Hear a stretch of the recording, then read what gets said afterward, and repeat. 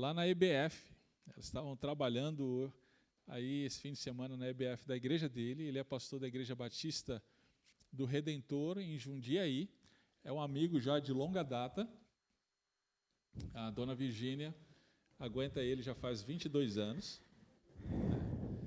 E eu aguento já faz o quê? Uns 10 anos, por aí. Por aí. E, irmãos, a gente tem muita história juntos para contar. Ele foi o pregador do nosso culto de posse, não é? Em fevereiro, aconteceu em fevereiro aqui desse ano. E ele é professor também do Prega a Palavra, então a gente já andou muito aí juntos. Vamos todos os anos, a gente vai juntos para Moçambique. Ele sempre que ele vai para Moçambique comigo, ele ora pela dona Simone. Ele lembra-se de orar por dona Simone. Mulher de Deus. Essa eu preciso contar. É mulher de Deus. Santa. Da última vez agora, nós Santa fomos mesmo. em abril um pouquinho mais quente. Né? E aí, a gente se deparou com a realidade lá no PV, Moçambique, é muito mais simples que o PV aqui de Atibaia, para quem conhece. E lá eles têm apenas um quarto de hóspedes, que tem ar-condicionado. Apenas um quarto. Eles têm, deixa eu ver, 3 quartos, na verdade. São 3 quartos de hóspedes, mas um só com ar-condicionado. E aí eles disseram assim, olha, é o seguinte, a gente está nessa situação. Então vocês têm a opção, ou vocês dormem os dois juntos, nesse quarto com ar-condicionado, ou fica um no quarto, o outro no outro quarto, só que um vai ter que ficar com ar-condicionado. Aí vocês tiram na sorte aí quem que vai ficar no quarto com ar-condicionado. O Ricardo, na mesma hora, falou, pode deixar que eu vou no quarto sem. A gente não precisou nem tirar a sorte. Verdade. Por que Pior será? que é verdade. Irmãos... Você vai contar a história toda? Não, tá bom já. Então tá bom. Já. Tá bom já, tá? Tá bom. Irmãos, ele é pastor da igreja lá do Jundiaí e ele topou deixar um pouquinho a igreja dele, já pastoreia a igreja já faz mais de 10 anos e topou deixar o fim de semana aí e está aqui com a gente. Ele vai estar hoje à noite trazendo a palavra para a gente e amanhã de manhã também no nosso culto pela manhã, ok? Então, nós estamos em boas mãos, vamos abrir muito aí os ouvidos, o coração para ouvir a palavra de Deus para nós. Amém. Ricardo, mais uma vez, muito obrigado. Virgínia, obrigado. Louvado seja Deus pela vida de vocês. Amém. Boa noite, meus irmãos. Depois de toda essa apresentação, a gente fica até com medo, né? Tanta informação assim. E ainda bem que Deus é gracioso de confiar em nós aqui, o pastor Nelson mais ainda, né? Mas ele não contou toda a história, irmãos. Ainda bem que ele não contou, mas eu, pela misericórdia, eu vou contar. Aí o que aconteceu? Estava muito quente, muito quente. E aí eu falei assim, Nelson, não vai ter jeito, vou ter que dormir com você aqui no quarto. Aí o ar-condicionado estragou. Aí imagina, 2 homens carregando a cama, parecendo criança assim, com a coberta, vocês vão entender por quê. Indo para outra sala de aula, porque era o único lugar que tinha ainda ar-condicionado. A gente foi dormir na sala de aula com ar-condicionado ali. De manhã cedo levantava e corria para o quarto que os alunos chegavam, né? Então foi uma situação bem inusitada e muito engraçada. Mas, gente, é um privilégio estar com os irmãos aqui. Muito bom saber que vocês estão trabalhando com as famílias. As famílias realmente precisam dessa atenção, desse cuidado. A Bíblia é um livro de famílias. A Bíblia ela fala sobre a família, ela começa com uma família e ela termina com uma grande família no céu. Então a gente entende que isso é o principal das Escrituras. Mas mais do que o principal que nós tratamos sobre família, é o Deus da família. E quando nós olhamos e fazemos um diagnóstico breve da realidade dos nossos dias, a gente sabe, já não é novidade para nós, o quanto a família não vai bem. quando a gente para realmente para pensar, a gente observa que ali é o âmago do problema da sociedade. Você vê casamentos sendo desfeitos, mecanismos facilitando para esse tipo de circunstância, violência doméstica, mulheres machucadas, filhos feridos, filhos rebeldes, filhos perdidos. E quando a gente começa a ler as Escrituras, logo no início da Bíblia, a gente parece que percebe uma certa discrepância com a realidade dos nossos dias, porque parece que aquele paraíso foi embora, literalmente. Você olha lá, Gênesis 1, Gênesis 2, tudo muito bom. Diz o texto lá, em Gênesis 1:31, e eu faço a pergunta, o que é que aconteceu com aquela frase de Gênesis 1:31, onde Deus viu tudo o que havia feito e tudo havia ficado muito bom. Eu tenho saudade disso. Eu gostaria de ver essa realidade hoje. Mas a bem da verdade que não contemplo isso, e talvez você concorde comigo. O fato é que nós esperamos ansiosamente, eu pelo menos espero ansiosamente o último capítulo dessa história. A manifestação do retorno do rei e o estabelecimento dos novos céus e da nova terra. Quando Ele mesmo enxugará dos seus olhos toda lágrima, não haverá mais morte, nem tristeza, nem choro, nem dor, pois a antiga ordem já passou. Apocalipse capítulo 21, versículo 4. Mas eu pergunto para vocês, será que não há mais esperança? Será que entre Gênesis 2 e Apocalipse 21 é só tristeza, é só desgraça? Será que não existe uma alternativa, um caminho melhor? Será que realmente nós temos que fechar as portas e decretar falência da família? Fico pensando, Nelson, me ajuda aqui, eu me enrolei aqui. Esses fios aqui, os irmãos percebem que tecnologia não é muito a minha praia. Obrigado. Será que a gente então vai decretar a falência da família nesses dias, meus irmãos? Cada vez que você liga o telejornal, cada vez que você acessa a internet, as notícias não melhoram, pioram. Mas eu posso dizer, meus irmãos, a Bíblia traz um sonoro não. Não há motivos para nós pensarmos na falência da família. A família, sim, ela pode ser feliz. E eu quero trazer nessa noite esperança para vocês. Eu quero pintar um quadro aqui. Na verdade, esse quadro já foi pintado. Eu quero expô-lo para vocês, para animar o seu coração, para você ver como que há, sim, uma alternativa entre o início e o fim, que nós esperamos com grande alegria, mas há um meio termo aqui onde você ainda pode ter vislumbres daquilo que ainda a gente vai experimentar lá na frente. Se você tem uma Bíblia no celular ou em mãos aí em papel, quero te convidar a abrir no Salmo 128. Salmo 128, que nos mostra o caminho para a bênção no lar. Eu quero te mostrar como ter vislumbres da glória futura na família hoje, apesar da queda do passado. Salmo 128 é um salmo que talvez possa ser um desafio, possa ser um objeto de desejo de muitas famílias, mas esse objeto de desejo, ele é uma realidade para aquele que entender o caminho que ele vai nos conduzir. Antes de lermos Salmo 128, é interessante nós entendermos no seu contexto aqui, porque ele é chamado de um salmo de peregrinação. Talvez na sua Bíblia esteja escrito salmo de romagem. Trata-se, na verdade, entre o Salmo 120 e até o capítulo 134, de capítulos onde os israelitas eles entoavam no caminho para Jerusalém. A tradição dizia que pelo menos 3 vezes ao ano, o israelita que não morava em Jerusalém, buscava fazer essa visita até a cidade santa e ali ter um tempo de comunhão no templo de Salomão. Era mais ou menos como se fosse, eu vou aqui revelar minha idade, né?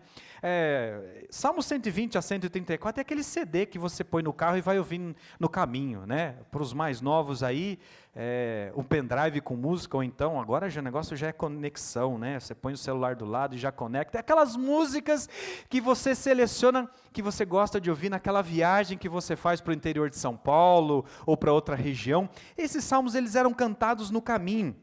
As famílias cantavam e adoravam o Senhor, rememorando verdades eternas. Tem até aquele Salmo 122 que muitos irmãos conhecem, né? Alegrei-me com os que me disseram, vamos à casa do Senhor, né?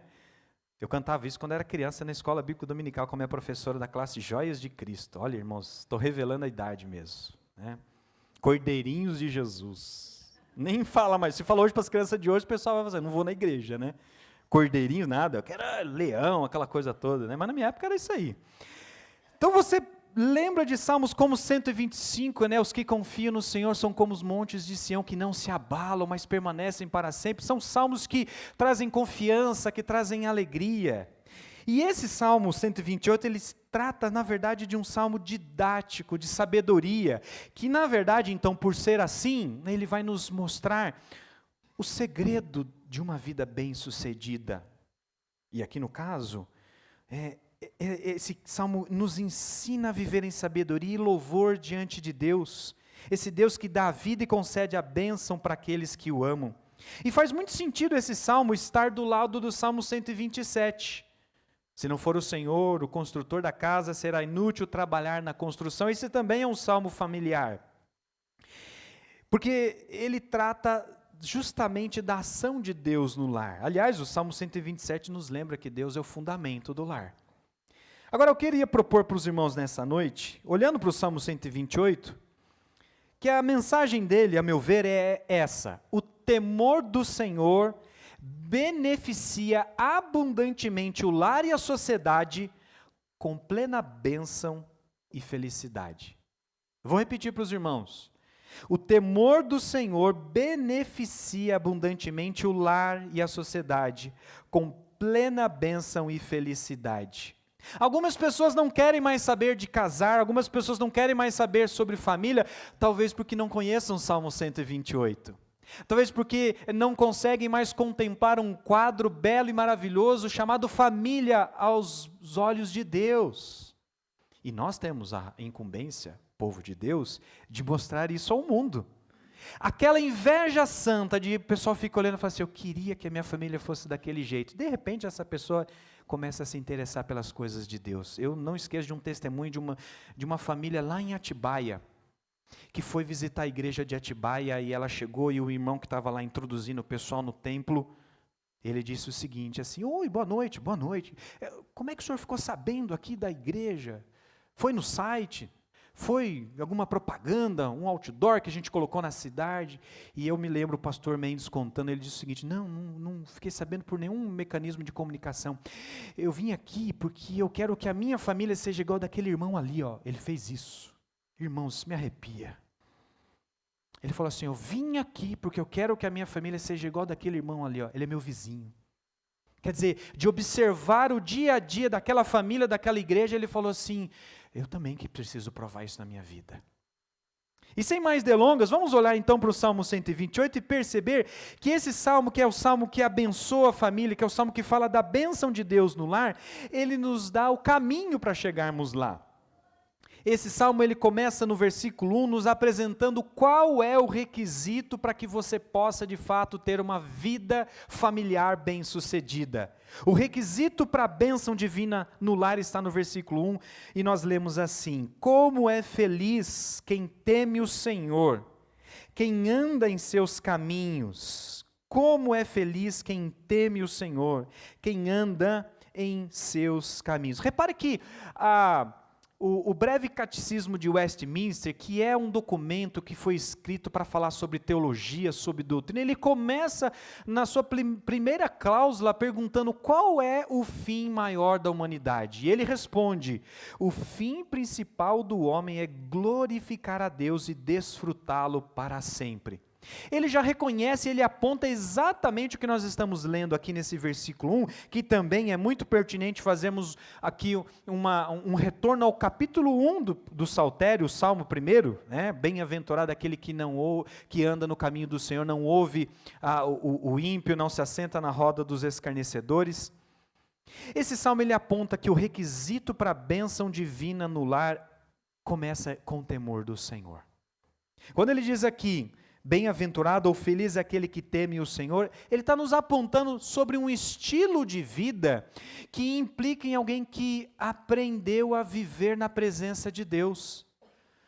E aí não tem como eu pensar naquela situação, guardadas as devidas proporções, da criança que faz uma coisa quando a mãe está perto e faz outra coisa quando a mãe está longe, né? É impressionante a gente reparar isso, né? O poder da influência da mãe, né? Quando a mãe está perto, está tudo bonito, está fazendo o dever de casa, está cumprindo as suas tarefas. A mãe saiu, claro que nem todos os filhos é assim, certamente o seu não, mas lá em casa, quando a mãe sai, deixa a listinha lá, né? Ó, faz isso, lava a louça lá, minhas meninas lavam louça, e eu também, viu, irmãos? Deixa lá a listinha e tal, mas a mãe sai, não precisa ser agora, não, pode esperar mais um pouquinho, né? E aí, às vezes, quando lembra, olha para o relógio e fala, ih, a mãe está chegando, aí corre fazer as coisas. Você já reparou aqui que se a gente contemplar, se a gente cultivar a ideia de que Deus está presente, a gente sabe disso, mas se a gente cultiva a realidade de que Deus está presente em cada parte da nossa vida, muda a nossa atitude, muda a nossa postura. Você está lá com a sua esposa faz um gesto que você não gosta, uma palavra que você não gostou, esteja ela certa ou errada, e aí você vai dar uma resposta, você vai retrucar e depois, de repente, você lembra que Jesus está do seu lado e você fala, opa, peraí, eu preciso pensar direito como eu vou falar com a filha dele. É porque se for o seu sogro, né, você fala assim, não vou falar de qualquer jeito, meu sogro está aqui e tal. Então, Jesus está do lado e ela é filha dele. Você também, né? Mas a nossa postura é diferente. A Bíblia tem essa preocupação de nos chamar a atenção para o temor do Senhor de uma maneira prática. Às vezes a gente pensa de uma forma muito nebulosa do que é temer o Senhor, mas Provérbios capítulo 1, versículo 7 diz que o princípio da sabedoria é o temor do Senhor. É a ideia de que você inclui Deus em cada aspecto e área da sua vida. Ela nos aponta para essa realidade da pessoa que considera Deus em cada momento do seu ser. Ele não toma um passo sem contemplar como Deus pensa ou espera que nós atuemos. Essa ideia de temer o Senhor é valorizar os valores do Senhor em cada área da nossa vida. Automaticamente, ele já soma a ideia de temer ao Senhor, de reconhecer o Senhor em cada aspecto da sua vida, com o andar. Veja, a segunda frase do versículo 1 diz, feliz é aquele que teme o Senhor, quem anda em seus caminhos. Essa ideia aqui nos lembra de Gênesis capítulo 1. Porque Gênesis capítulo 1, quando Deus nos criou segundo a sua imagem e segundo a sua semelhança. Qual é a ideia de nós sermos criados à imagem e semelhança de Deus, o que nos difere dos demais seres vivos? É refletirmos quem é Deus. E andarmos nos seus caminhos implica em refletir a sua imagem e semelhança. Não é à toa que o apóstolo Paulo, entendendo essa realidade, ele fala para a igreja de Éfeso, ele explica quem eles são em Cristo Jesus e diz, então, por conta disso, vocês devem andar de modo digno da vocação que receberam. Se são filhos de Deus, devem andar como filhos de Deus. Colossenses, Paulo ainda dizendo no capítulo 2, versículo 6, uma vez alcançado pela graça de Jesus, ele diz assim também, andai nele. Quer dizer, a família, ela tem um padrão. A família, ela se espelha no caráter de Deus e ela valoriza a opinião de Deus nos seus hábitos diários, seja no relacionamento conjugal, no relacionamento pessoal, com os filhos e com os seus semelhantes. Essa é uma ideia estranha para o mundo, porque o mundo não considera, ele não inclui Deus. Deus é uma figura distante quando é considerado. Mas aquele que busca seguir a vontade do Senhor, aquele que considera Deus como o centro da razão da sua existência e da sua família, ele teme o Senhor, ele valoriza, ele vive em sua presença e ele anda em seus caminhos. Isso significa, ele mantém comunhão com Deus. Ele é alguém que, por consequência dessa comunhão diária, ele obedece a sua palavra. Ainda que seja de forma gradativa, aprendendo um pouquinho aqui, aplicando ali, mas a sua conduta, ela caminha para se conformar à vontade de Deus. Ela é uma pessoa interessada em fazer do seu lar um laboratório onde a Bíblia é aplicada. E os filhos vão seguindo esse caminho. A razão pela qual, então, o mundo não contempla, meus irmãos, a bênção de Deus no lar, se dá o fato justamente de não temerem a Deus e não andarem em seus caminhos. Como é que eu vou desfrutar das bênçãos para o lar se eu não convido aquele que é o Criador do lar? Se ele não é considerado na minha família? Eles estão desconectados com essa fonte de poder. E é por essa razão que somente em Cristo é que nós podemos restabelecer essa conexão e voltar a receber essa energia, ou essa capacitação, melhor dizendo, uma capacitação que é celeste para viver conforme a sua vontade. O segredo de um lar bem-sucedido começa pelo temor do Senhor e a comunhão com a sua palavra, com o seu Deus. Não é à toa que ele, a partir do versículo 2 a 4, ele agora nos anunciou o requisito para a bênção divina. Agora ele vai descrever a bênção divina voltada ao lar. Veja comigo o versículo 2 em diante. Ele diz assim: você comerá, você que teme ao Senhor e anda em seus caminhos, você comerá do fruto do seu trabalho e será feliz e próspero. Sua mulher será como videira frutífera em sua casa. Seus filhos serão como brotos de oliveira ao redor da sua mesa. Assim será abençoado o homem que teme o Senhor. Peraí, vamos olhar para isso aqui, meus irmãos, porque é uma descrição bem detalhada aqui das bênçãos reservadas para um lar que teme ao Senhor. E interessante, o que está reservado aqui é o que muitos buscam. Veja, em primeiro lugar, ele vai dizer que aquele que teme ao Senhor, muito obrigado, irmão Eduardo. Ele vai dizer que essa pessoa, ela alcança plena satisfação no trabalho. A primeira parte do versículo 2 diz: você comerá do fruto do seu trabalho. Trabalho é penoso desde Gênesis 3, quando o pecado entrou no mundo, mas diante de uma vida que teme ao Senhor, se torna mais leve ou se torna prazeroso na medida em que nós consideramos o Senhor como centro da nossa vida. E aí nós começamos a ter uma perspectiva diferente do trabalho, ainda que ele traga dificuldades, ainda que não seja fácil, mas com os óculos dos céus, nós podemos olhar como uma oportunidade, uma dádiva de Deus que concede a provisão para o nosso lar. Nós podemos encarar a nossa profissão, e seja ela uma profissão corporativa, seja ela alguém que trabalha no lar, servindo a sua casa, servindo a sua família, e entender que aquilo é um propósito celestial. O trabalho já existia antes da queda.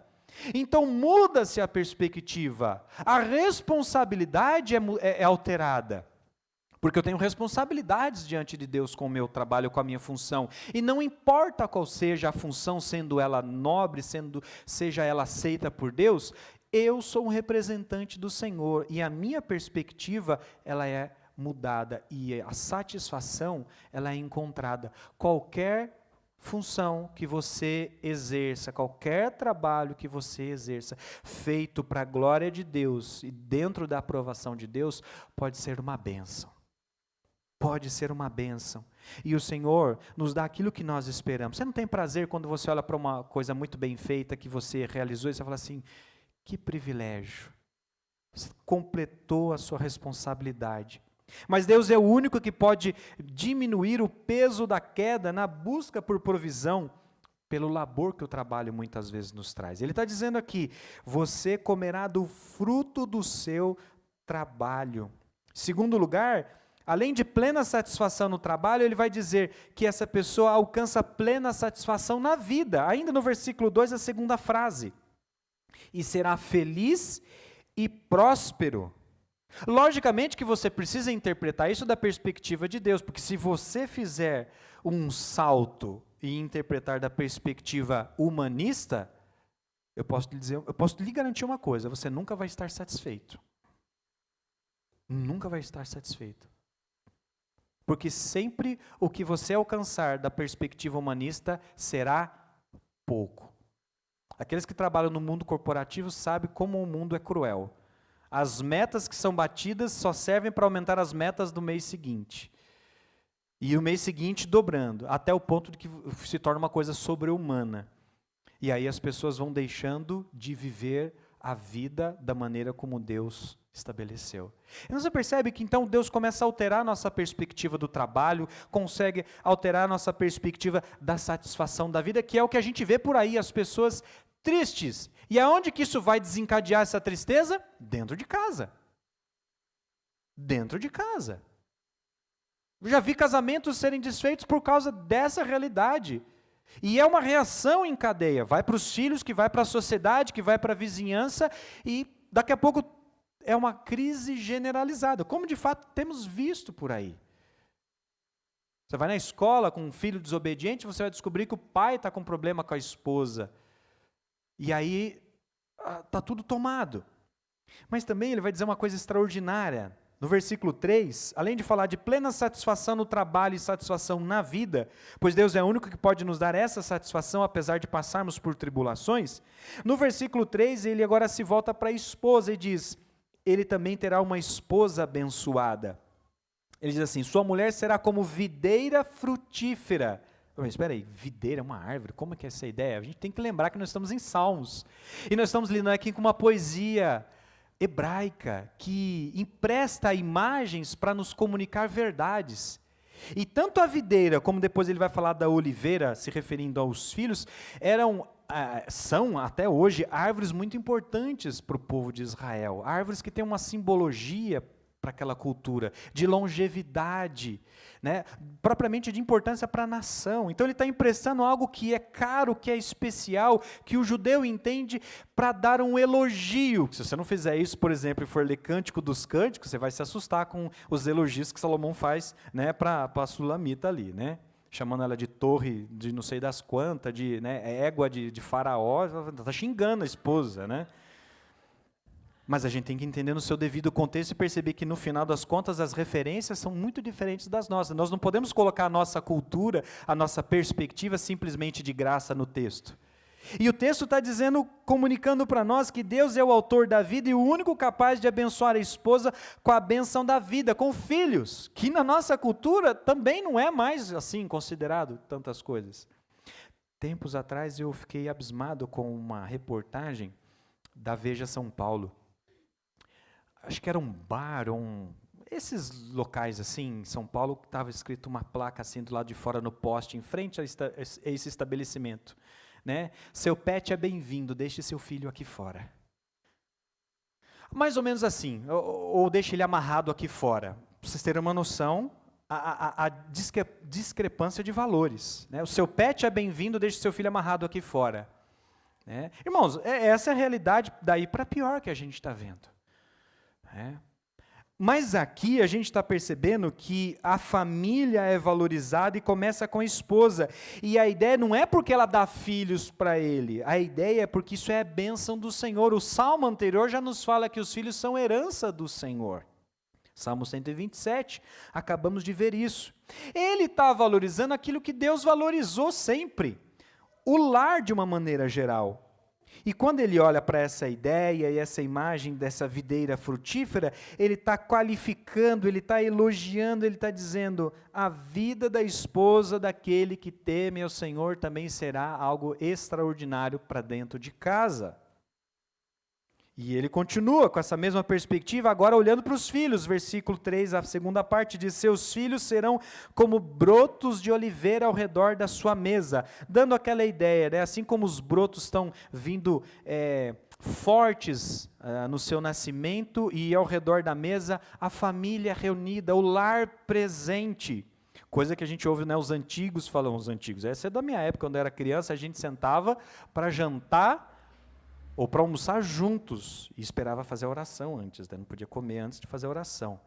Hoje, cada um no seu horário, aquela vida corrida, e a gente perde alguns privilégios, mas ele está lembrando aqui daquilo que vale a pena. Irmãos, uma das melhores coisas que eu ganhei nessa pandemia, eu não estou com saudade de pandemia não, mas uma das melhores coisas que eu ganhei foi as minhas filhas e a minha esposa. A gente foi obrigado a conviver.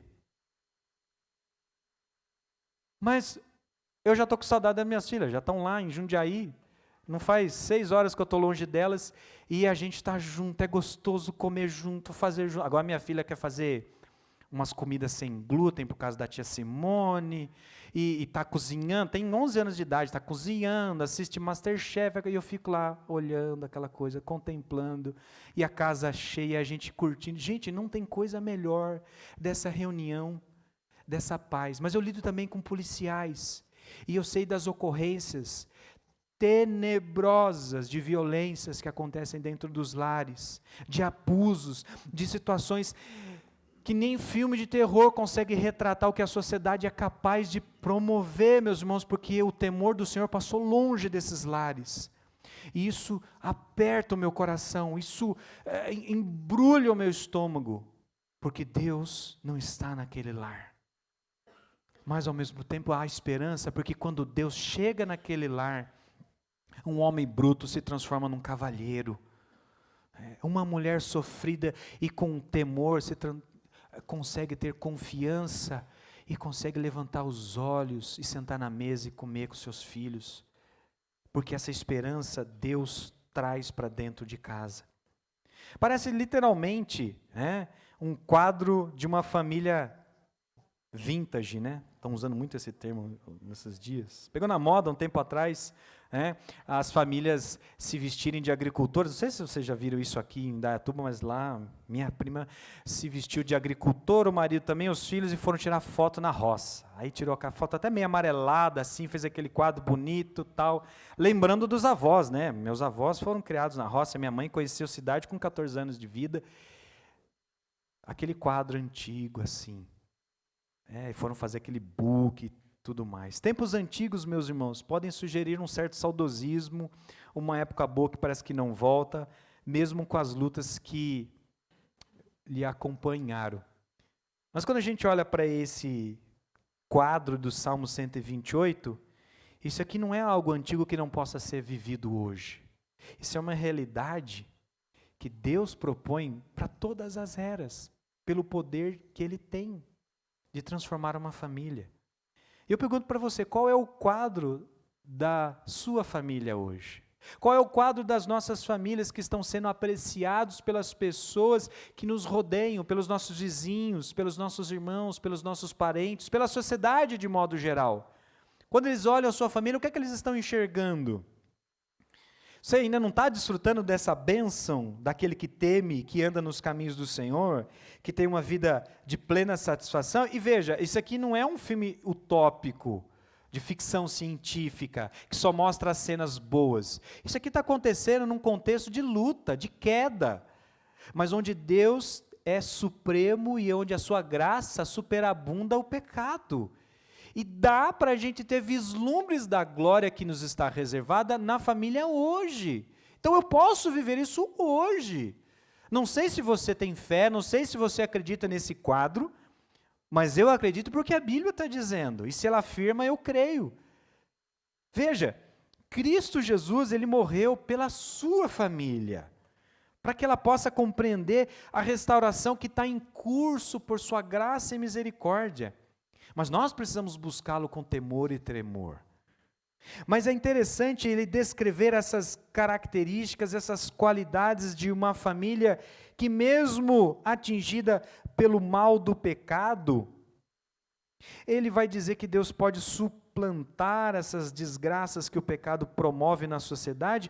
E, em último lugar, nos últimos 2 versículos do Salmo 128, ele vai nos dar aqui uma dica muito boa de que uma vez que Deus tem abençoado o seu lar não pode ser um fim em si mesmo. Precisamos olhar para fora e precisamos olhar para frente. Repare, ele faz uma oração para que a bênção divina no lar seja estendida.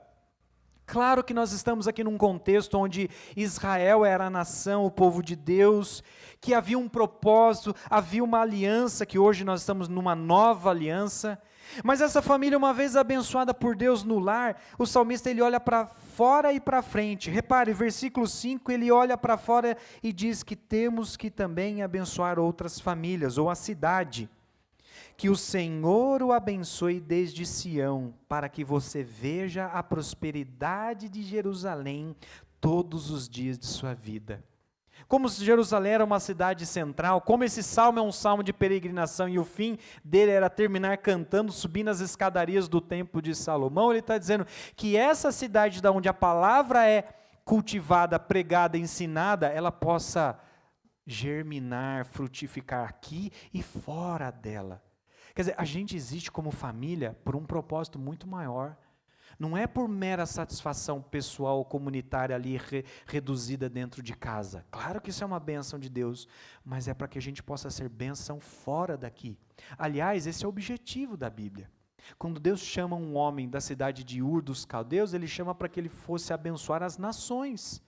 Dele nós somos descendentes espirituais, esse homem chamado Abraão.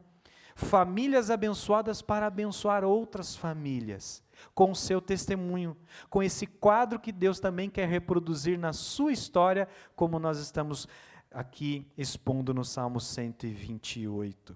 Ele olha para fora e ele nos mostra esse alvo celeste para que sejamos abençoados para abençoar.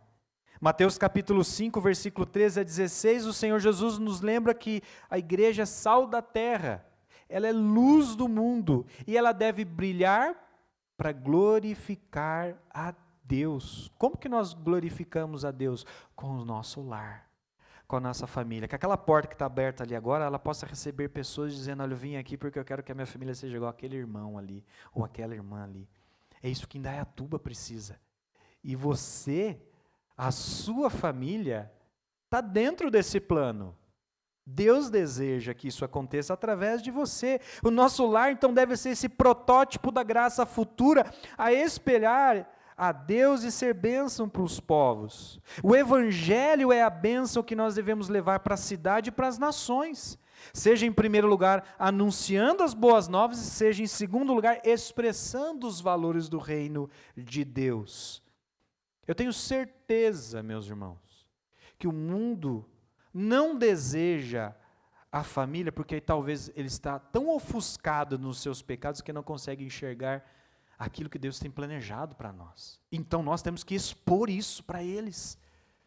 Nós temos que colocar na vitrine da cidade a nossa família. Ele olha para fora então, e ele pede que essa bênção alcance a cidade de Jerusalém. Mas ele diz no versículo 6, e veja os filhos dos seus filhos. Ele olha para frente. Ele diz que nós temos que abençoar também os netos através da piedade. Repare como a visão do salmista, ela tem esse legado como foco que nós devemos deixar para as próximas gerações. Filhos dos seus filhos. Está falando dos netos aqui.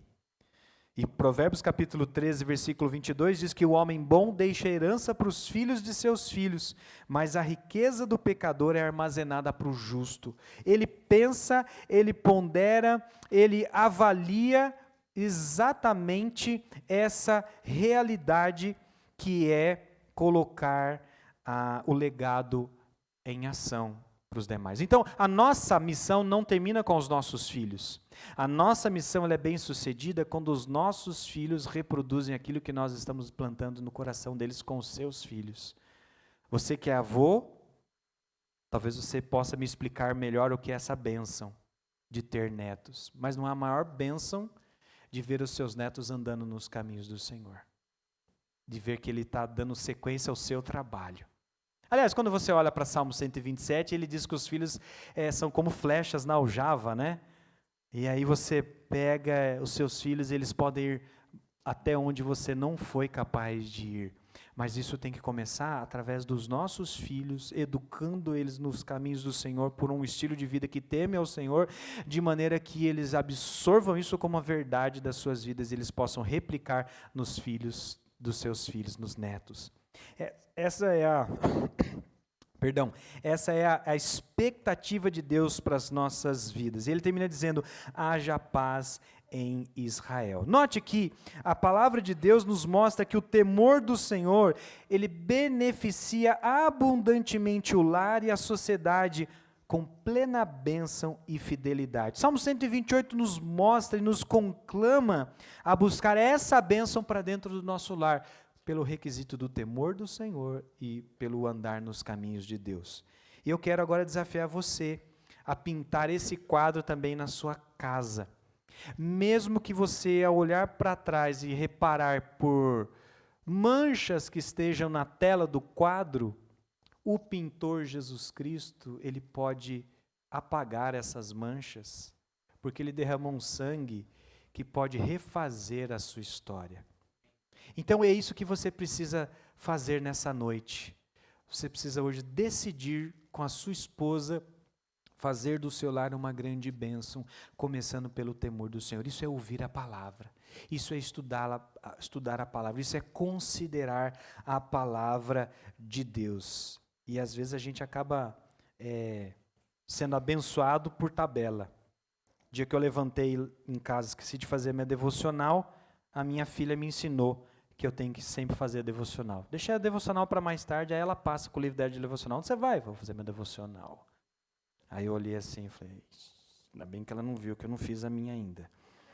Vou lá logo fazer a minha, porque se ela perguntar e ela pergunta, eu tenho que cuidar da minha vida espiritual também. Mas você percebe, é uma reação em cadeia. As crianças aprendem a amar o Senhor quando os pais amam o Senhor. Gente, isso aí vai alastrando. É um efeito em cadeia. A igreja abençoada, as novas gerações. É tão maravilhoso a gente olhar para trás. Eu tenho uma família que ela é mesclada. Eu tenho uma família que ela é oriunda do Evangelho há quase 100 anos. Mas parte desse povo se desviou e a gente vê como que a família vai denegrindo, vai perdendo a sua vitalidade. Eu não quero fazer isso com as minhas filhas, eu não quero que os meus netos, se Deus me der, passem por esse processo. A gente tem que continuar firme, entendendo que tudo passa pelo temor do Senhor, valorizar a vontade de Deus. Vamos orar pela família? Vamos orar pelas nossas famílias. Senhor querido, muito obrigado, porque o Senhor mostrou nesse quadro pintado no Salmo 128 que sim, a família tem alegria e felicidade quando aprende a temer o Senhor, quando andar nos caminhos do Senhor. Que esta igreja seja uma igreja zelosa por isso, para que mesmo com as lutas que o lar enfrente, por causa do pecado, mas o Senhor Jesus possa fortalecer e dar a volta por cima em cada lar presente aqui nessa noite, a fim de que possamos espelhar Tua glória, possamos ver no nosso dia a dia as bênçãos do Senhor nos ajudando a caminhar para o alvo que o Senhor tem para cada um de nós. Cuida de nós, Senhor, em nome de Jesus. Amém. Obrigado, irmãos. Deus abençoe vocês. Pastor Nelson. Amém. Glória a Deus. Eu vou compartilhar com vocês o meu coração diante dessa mensagem. Eu fico pensando aqui nos casais que não estão aqui. Vem uma imagem que assim, vai passando assim, uma imagem na minha cabeça. Quando a gente tem uma programação como essa, a gente não quer simplesmente comer massas. Isso é de menos. A gente quer ouvir a palavra de Deus, porque nós entendemos que é a palavra de Deus que traz vida para a gente, que traz força, vigor, para a gente enfrentar os desafios que nós enfrentamos e ter um casamento para a glória de Deus, de verdade. Então, vai passando uma imagem assim na minha cabeça, aqueles irmãos que não estão conosco, os casais que não estão conosco. E claro, tem casais que estão impossibilitados, mas tem outros que a gente sabe, deixa de vir porque vai passear lá no Parque Ecológico, tomar água de coco. Outro deixa de vir para assistir o concerto lá de frente da prefeitura. Outro deixa de vir para ir visitar a sogra, né? E isso me deixa realmente muito preocupado, porque a gente sabe, como foi pregado agora, que isso é uma expressão de falta de temor de Deus. A gente se sente autônomo. E esse é um problema seríssimo, porque quando a gente se sente autônomo, a gente quer viver de acordo com o que a gente acha que deve ser vivido. Aí vem os problemas. Aí chegam os casais a gente vai vendo mais para frente, a gente fica sabendo como estão quebrados, como estão... isso aparece, mais cedo ou mais tarde termina aparecendo. Então eu gostaria de investir um tempo agora em oração por esses irmãos. Que o Senhor os traga para o rebanho do Senhor. São pessoas que estão na igreja, gente. São pessoas que vêm domingo. Vêm no domingo, mas assiste o culto e vai embora. Que a gente sabe que daqui a pouco vai deixar de vir. Daqui a pouco a gente fica sabendo a notícia, ó, se separaram. Aí a gente nem sabe por quê, né? Puxa, pareciam tão bem. Mas é porque ao longo do tempo eles foram vivendo como se fossem autônomos, se distanciando da palavra de Deus que nos traz vida. Vamos orar por esses irmãos então. Ore aí. Se algum casal vier na sua cabeça, vier aí no seu coração, ore por esse casal. Ok? A gente vai investir um tempo agora nisso.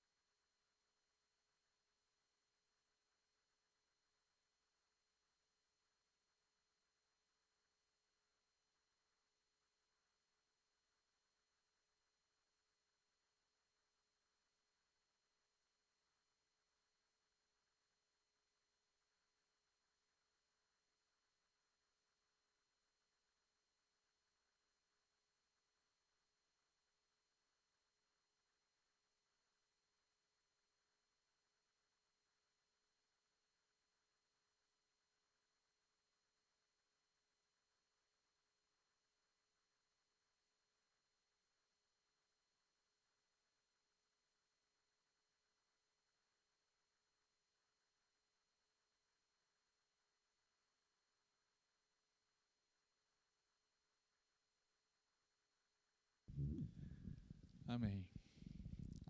Muito bem. Agora nós vamos orar uns pelos outros que estamos aqui. Tá bom? Eu estou vendo aí alguns casais sozinhos na mesa, só um casal. Vamos tentar fazer com 2 casais em cada mesa. Vamos lá? Então, nenhum casal sozinho.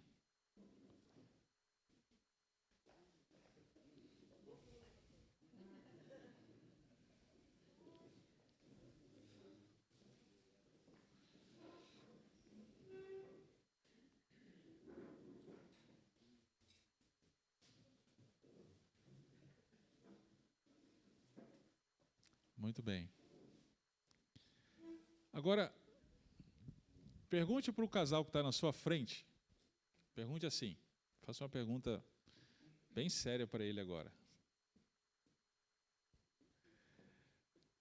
Como eu posso orar por vocês dois de modo que vocês tenham uma família que de fato temam a Deus e sejam abençoados?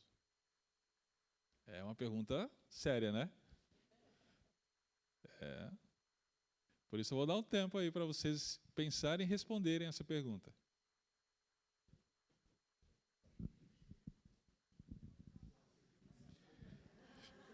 Vocês acharam que era só chegar aqui, comer lasanha e beleza?